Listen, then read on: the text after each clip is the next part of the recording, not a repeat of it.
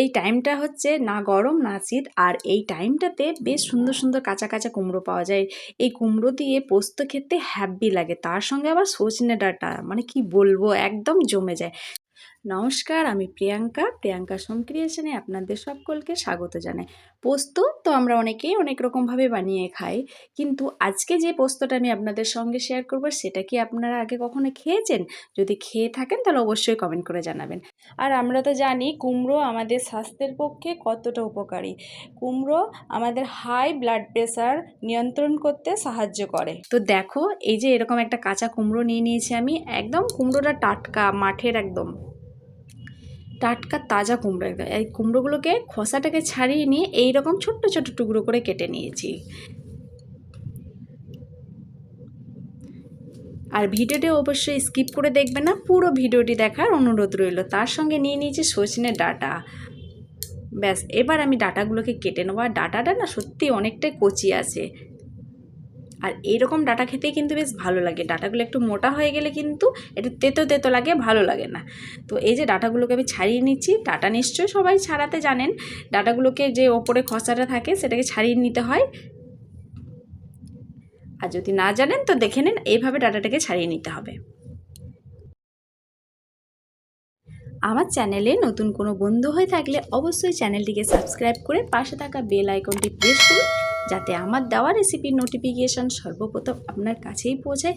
আর পোস্তর অনেক রকমের রেসিপি আপনারা দেখতে চাইলে আমার চ্যানেলের ডেসক্রিপশন বক্স ফলো করুন। ডেসক্রিপশন বক্সের লিঙ্ক দেওয়া আছে, ওখান থেকে আপনারা ফলো করে দেখে নিতে পারবেন। আর এইদিকে দেখুন, সজনে ডাঁটাগুলোকে আমি কেটে নিয়েছি। ব্যাস, কুমড়ো সজনে ডাঁটা আমার কাটা হয়ে গিয়েছে। আর এদিকে আমি আলুও কেটে রেখেছি। শুধু কুমড়ো দিয়ে পোস্তটা ভালো লাগবে না, তার সঙ্গে একটু আলু দিতে হবে। বাস, এই যে এরকম আলু কেটেছি, যেভাবে পোস্ত করি সেরকম করে আলুগুলো কেটে নিয়েছি। এবার সমস্ত কিছু আমি ভালো করে ধুয়ে সাইডে রেখে দিলাম।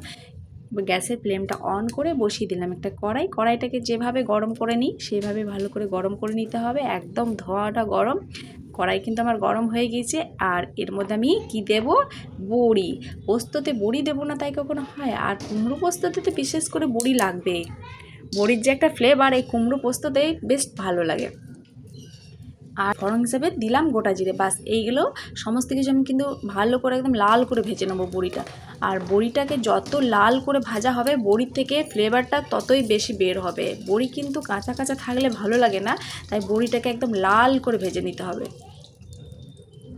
এতে খেতেও ভালো লাগে আর এর গন্ধটাও বেশ ভালো বের হয়। বড়ি কিন্তু ভাজা হয়ে গিয়েছে। এবার বড়িগুলোকে কিন্তু আমি তুলে নিলাম।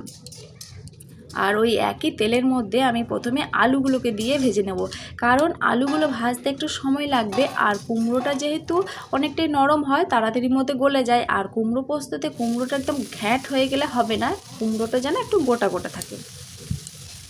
তাই প্রথমে আলুগুলোকে দিয়ে ভেজে নিচ্ছি।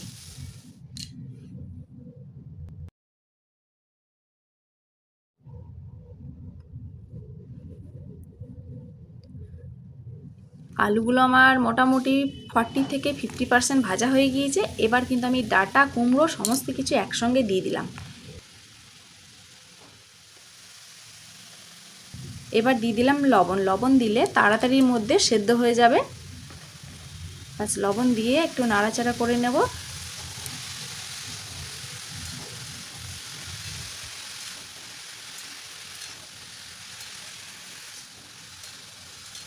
আর এইভাবে ওপেন রাখলে কিন্তু কুমড়োও সেদ্ধ হবে না, আলুও সেদ্ধ হবে না।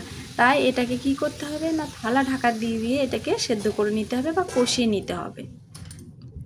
আমি এখন 10 মিনিট মতো থালাটা ঢাকা দিয়ে রেখেছিলাম। এবার থালাটা তুলে দেখুন কি অবস্থা, পুরো একদম কুমড়ো গলে গিয়েছে। এইরকম যখন কুমড়ো আলু গলে যাবে তখন কিন্তু যে ভেজে তুলে রেখেছি বড়িগুলো, সেই বড়িগুলোকে আমি দিয়ে দিলাম। আর কুমড়োটা আমি ভেঙে দেখে নিলাম যে কতটা সেদ্ধ হয়েছে। আমার যতটা দরকার ততটা সেদ্ধ হয়ে গিয়েছে। ব্যাস, এবার কিন্তু এর মধ্যে আমি একটু জল দিলাম। জল দেওয়ার পর আবারও 10 মিনিট মতো থালাটা ঢাকা দিয়ে রেখে দিলাম। আর এটা এখন সেদ্ধ হতে হতে আমি এখন পোস্তটাকে বেটে নিচ্ছি। আর এদিকে দেখুন, মিক্সি জারের মধ্যে আমি মোটামুটি 1.5 চামচ মতো পোস্ত নিয়েছি আর একটা কাঁচা লঙ্কা নিয়েছি। ঝালটা যে যেমনভাবে খাবেন সেরকমভাবেই দেবেন, কারণ ঝালটা নিজেদের পছন্দ মতো। আর কুমড়ো পোস্ততে একটু পোস্তটা ভালো লাগে, তাই কারণ পোস্তর পরিমাণটা একটু অ্যাডজাস্ট করে নিতে হবে, যে পরিমাণে কুমড়ো থাকবে সেরকম পরিমাণে পোস্তটাকে নিয়ে নিতে হবে। আর এইদিকে বড়িগুলো না ভালো করে সেদ্ধ হয়ে গিয়েছে, তাই আমি খুন্তার সাহায্যে একটু একটু করে ভেঙে দিচ্ছি, কারণ বড়িগুলো একটু ভেঙে ভেঙে দিলে বেশ ভালো লাগে। আর আপনারা না চাইলে নাও ভাঙতে পারেন, তবে আমার ক্ষেত্রে কুমড়ো পোস্ততে কুমড়োর বড়িটা ভেঙে দিলে বেশ ভালো লাগে। আর এদিকে দেখো পোস্তটাও আমার বাটা হয়ে গেছে। এখানে কিন্তু আমি কোনো রকম জল কিন্তু বেশি দিইনি, আমি কিন্তু অল্প জল দিয়ে সেদ্ধ করে মানে কষিয়ে কষিয়ে করেছি। আর পোস্তটাকেও দিয়ে দিলাম এবার, আর মিক্সি জারটাকে ধুয়ে জাস্ট 2 চামচ মতো জল দিয়ে আমি ভালো করে ধুয়ে এর মধ্যে দিয়ে দিলাম।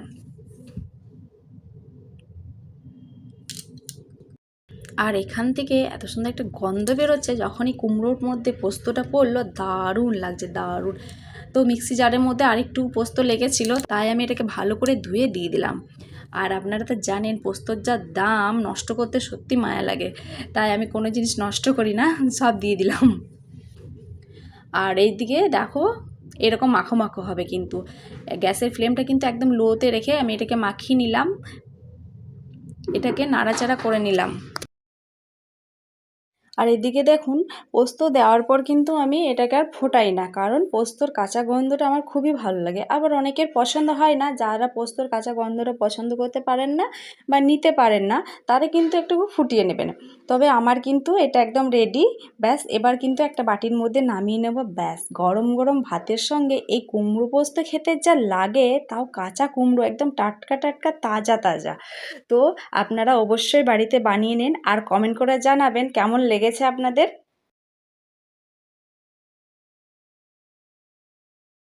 গরম গরম ভাতের সঙ্গে পরিবেশন করার জন্য রেডি সজনে ডাঁটা দিয়ে কাঁচা কুমড়োর পোস্ত রেসিপি। এই রেসিপিটা কিন্তু রুটি দিয়ে খেতে ভালো লাগে না, এটা কিন্তু ভাত দিয়ে খেতে ভালো লাগে। আজকের রেসিপি আপনাদের কেমন লাগলো অবশ্যই কমেন্ট করে জানাবেন। ভালো লাগলে একটা লাইক দিয়ে প্রিয়জনদের সঙ্গে বেশি বেশি করে শেয়ার করবেন। ভালো থাকবেন, সুস্থ থাকবেন, দেখা হবে নেক্সট ভিডিওতে নতুন একটা রেসিপি নিয়ে।